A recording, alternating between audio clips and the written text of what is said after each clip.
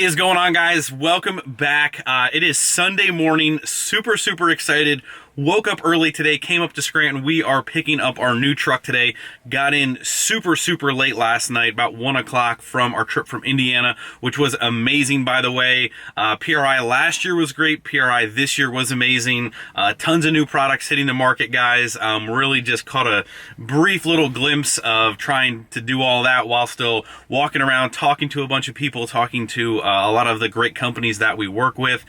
Fleece Performance, you guys know, they came out with a couple new things. The Duramax Power Flow lift pump, the same thing we put in the dually, is now available for some Duramaxes. The 5.9 common rail guys, like 03 and up, you guys now have a dual CP3 kit from Fleece, the lower profile mount. Before, it was only available for the 6.7 trucks. Now they have made that for the 5.9s. Also, there's one other thing. Oh, the Cheetah charger for the Power Stroke. So a lot of you guys, new Power Stroke owners, you guys now have a Fleece Cheetah option. So that's pretty awesome. So just an overall great time out there. The ODSS Banquet, the Outlaw Diesel Racing Series that we will be competing in all next year. We will be at every single ODSS event next year, every single one.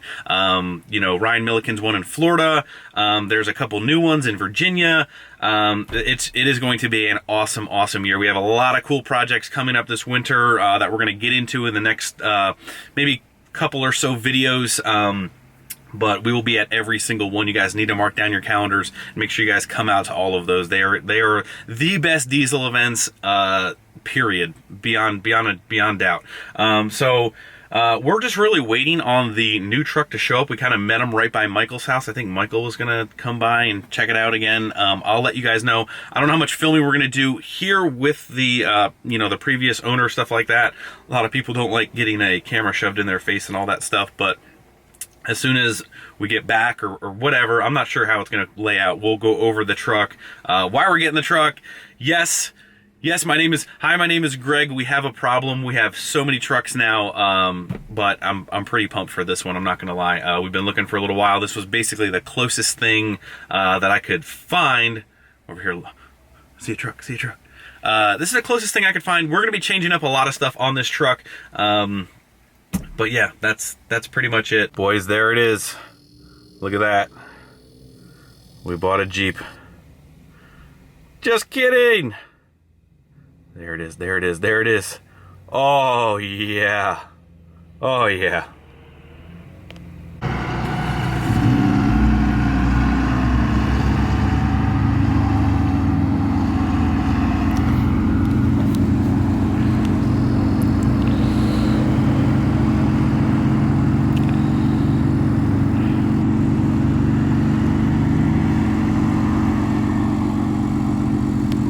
Michael, what did you do? I didn't do nothing. Michael, what did you do? Why is that truck not on the back of the trailer? I'm gonna buy this one. It's automatic. Oh yeah. Oh yeah, whoops.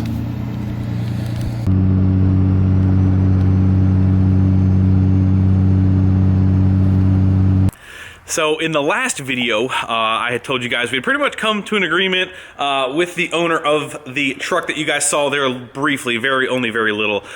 This is kind of like the exact reasons why I don't really get too crazy far ahead of myself, because something like this happens, everybody gets excited, including me, and then we run into something kind of silly like this that nobody's really fault.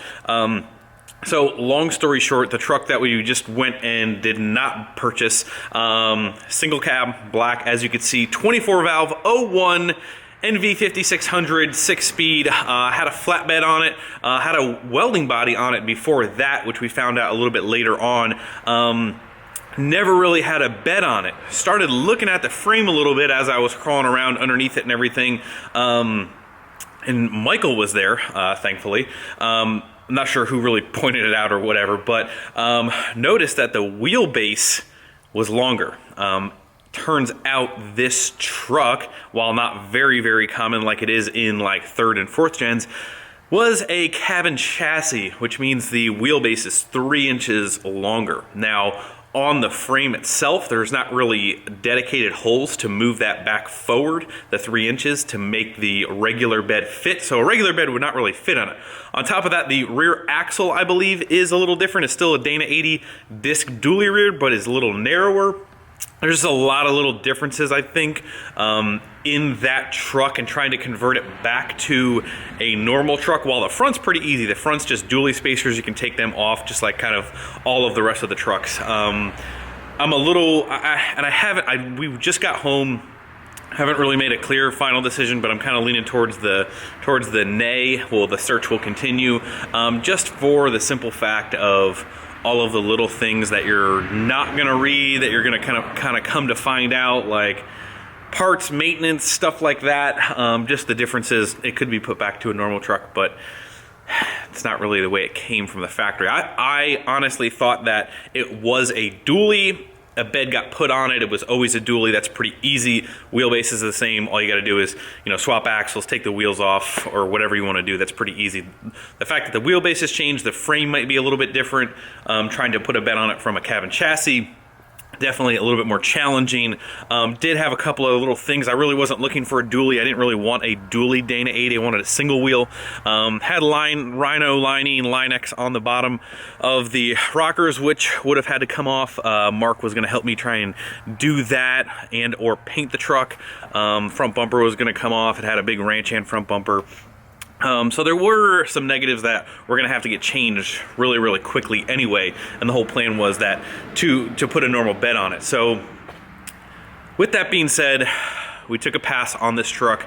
I'm going to think about it a little bit more, go inside, do a little bit more research. Not really super familiar with any of that. Maybe you guys are. But, and again, I apologize that this is not how I expected today to unfold, that's for sure. Allie's got a lot of work to do inside with all the wrenchwork stuff. We're going to go inside, hang out with them, hang out with Reagan. Reagan is now crawling, so we're going to go inside, make sure we don't miss out on any family time, help her. Good news is all of the flannels, jackets, socks, and everything are in. We are busting our butts. Well, Allie is busting her butt with help to get everybody's orders out. So if you guys order stuff, 100% going to be in time for Christmas. We are sold out of a lot of stuff. If you guys really want anything before Christmas, now's the time to do it. Go over to wrenchworks.com, see if there's anything left over there that you guys want. We'll be restocking stuff after Christmas, not really anything before that. We're just trying to take care of all of the stuff that we already have on the table, on the plate. So hopefully that helps some of you guys out. The search for the new truck will continue. So I'll give you guys a little bit of a hint on really the plan, or why we're searching for the specific truck. Like,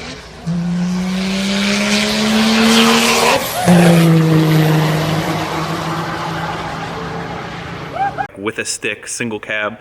As some of you guys have followed me way before YouTube time, you guys know that my middle brother Nick and I, Nick's truck, I don't know if it's still the record. I'm not sure if it is still the record, but at one time, the Dodge manual transmission fastest quarter mile time, I believe it was 11.6, 11.7. His red 4-door long bed still holds, or maybe not still holds that, but not the overall fastest stick time, but we may be doing a little bit of that. That's all I'm going to be saying for now, seeing that we don't have the truck here to tell you what the real, the whole thing is, but going after that time a little bit. Now, the fastest manual transmission time is a 10.6. The guy's name's Ryan.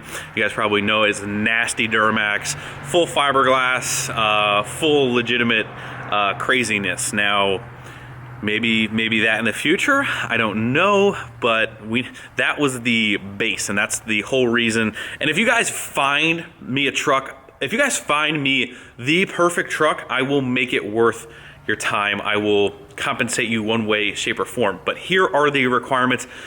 Do not send me something that is not in this list. I am not interested. I do not want an extended cab. So here we go. Preferably 01 to 02. Single cab. Black. Long bed.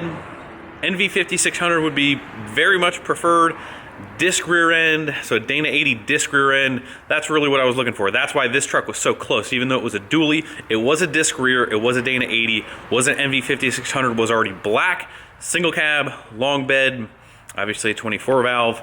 you know, the whole rust thing. I don't want to deal with a ton of rust. I'll fix some. We were actually going to maybe plan on painting this truck, but I'm just rambling at this point. But again, I don't want to get too far and then have this happen and then tell you guys something. So that's pretty much going to wrap up this video. I apologize, kind of the way the tempo kind of went up and down like that, but we'll be back. Tomorrow's Monday, back at work and then back at the shop. So I will see you guys then. As always, hit the like button before you leave, subscribe if you have not already, and I will see you guys tomorrow. See ya.